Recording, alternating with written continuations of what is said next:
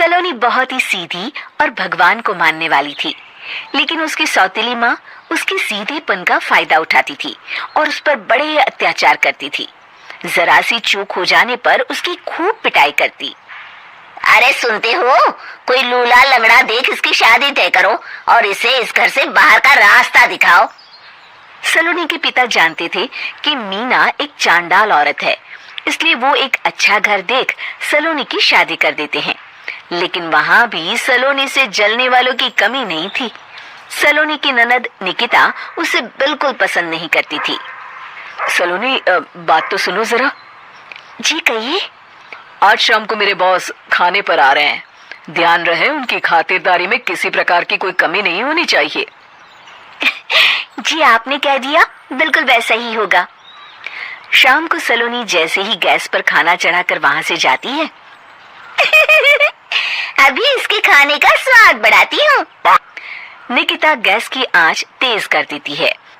थोड़ी देर में देखते ही देखते सारा खाना जल जाता है और पूरे रसोई घर में चारों तरफ धुआं फैल जाता है। अब आएगा मजा। माँ जल्दी आओ, यहाँ देखो सलोनी ने किचन में आग लगा दी। अरे तेरा सत्यानाश हो, कल मुही तूने ये क्या कर दिया? सलोनी की सास उसे बहुत डांट फटकार लगाती है। तभी मोहन अपने बॉस के साथ घर में प्रवेश करता है। अरे भाई मोहन, ये क्या, तुम्हारे घर का क्या हाल हो रखा है? लगता है खाना जल गया है। चलो खाने का प्रोग्राम कैंसिल करो, मैं अपने घर जाके खा लूंगा। सर दरअसल सर मुझे माफ कर दीजिए। अरे कोई बात नहीं, घरों में ये छोटी मोटी बातें होती रहती है। मैं समझ सकता हूँ, फिक्र मत करो, मैं नाराज नहीं हूँ और इस बात का तुम्हारे प्रमोशन पर भी कोई असर नहीं पड़ेगा। चले अब चलता हूँ मैं। बॉस के जाते ही मोहन सलोनी पर भड़क उठता है और उसे खूब खरी खोटी सुनाता है। भगवान, मेरी माँ तो कहती थी कि अच्छे लोगों के साथ हमेशा अच्छा होता है, फिर मेरे साथ ही बुरा क्यों होता है? आखिर मेरी गलती क्या है?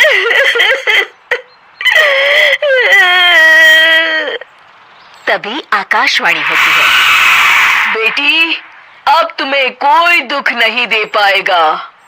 तुम्हारा बुरा सोचने वाले के मन की सारी बातें तुम पहले ही जान जाओगी।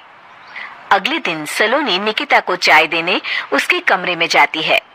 तब निकिता के मन में कुछ बातें चल रही थी। कल तो मैंने सिर्फ खाना जलाया था, अब तू देखती जा सलोनी, तेरा इस घर में जीना हराम कर दूंगी। अच्छा, तो ये बात है, अब इसे सबक सिखाना ही पड़ेगा। कुछ दिनों के बाद, सलोनी मेरे कपड़े जल्दी से प्रेस कर दो, ऑफिस के लिए देर हो रही है। सलोनी मोहन के कपड़ों के पास प्रेस गर्म होने के लिए रख देती है और अपने कमरे में चली जाती है। तभी हॉल में निकिता आती है। सलोनी चुपके से उसे देख रही होती है। आज अगर मैंने ये कपड़े जला दिए तब तो पक्का मेरा भाई इस सलोनी की बच्ची को धक्के मार के घर से बाहर निकाल देगा। अरे तू क्या मुझे निकलवाएगी? महादेव है मेरे साथ। ठहर जा निकिता, आज तो तेरी खैर नहीं। सलोनी अपने पति मोहन को बुला लाती है और निकिता की सारी करतूत दिखाने लगती है। निकिता गर्म प्रेस मोहन के कपड़ों पर रखकर अपने कमरे में चली जाती है। मेरी बहन इतनी बड़ी चालबाज निकलेगी, मैंने तो सोचा ही नहीं था। मुझे माफ कर दो सलोनी, मैं तुम्हें गलत समझ रहा था। मोहन निकिता को बुलाकर उसे खूब डांट फटकार लगाता है। उस दिन के बाद से सलोनी की जिंदगी पूरी तरह बदल जाती है। सलोनी हर किसी के मन की बात सुन लेती थी। दूसरी तरफ निकिता का कोई भी दांव सलोनी पर नहीं चलता था और आखिरकार वो भी सलोनी के आगे घुटने टेक देती है। फिर एक दिन सलोनी की सास की सहेली ममता अपनी बहू कविता के साथ वहां आती है। कविता मन ही मन कहती है, अरे ये बुढ़िया पागल है जो मुझे यहाँ लेके आ गई। कहा मैं अपनी किटी पार्टी छोड़ के इसके साथ यहाँ मरने आ गई। पता नहीं कब तक इसे झेलना पड़ेगा। अरे ये जल्दी मरे और इसकी सारी जायदाद मेरे नाम हो जाए। सलोनी कविता की सारी बातें सुन लेती है।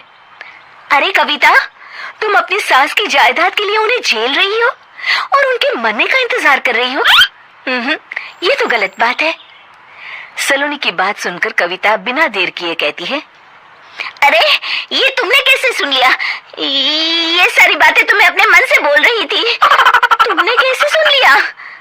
बस फिर क्या था, ये सुनते ही कविता के बगल में बैठी उसकी सास उसकी चोटी पकड़ लेती है। क्यों रे कलमुही, तू मेरे बारे में ये सब सोचती है? मम्मी जी, मुझे माफ कर दीजिए। बड़ी आई मेरी जायदाद लेने वाली, मैं आज ही अपने वकील को बुलाकर सब कुछ छोटी बहू के नाम कर देती हूँ। चल घर चल, आज तेरी अच्छी खबर लेते हूँ। इस तरह सलोनी लोगों के मन की बातें सुन लेती थी, लेकिन धीरे धीरे सलोनी को एहसास होता है कि उसके आसपास के सारे लोग एक दिखावे की जिंदगी जीते हैं और सब एक दूसरे के बारे में बुरा ही सोचते हैं। हे भगवान, दुनिया में कैसे लोग हैं? सबके मन छल कपट से भरे हैं।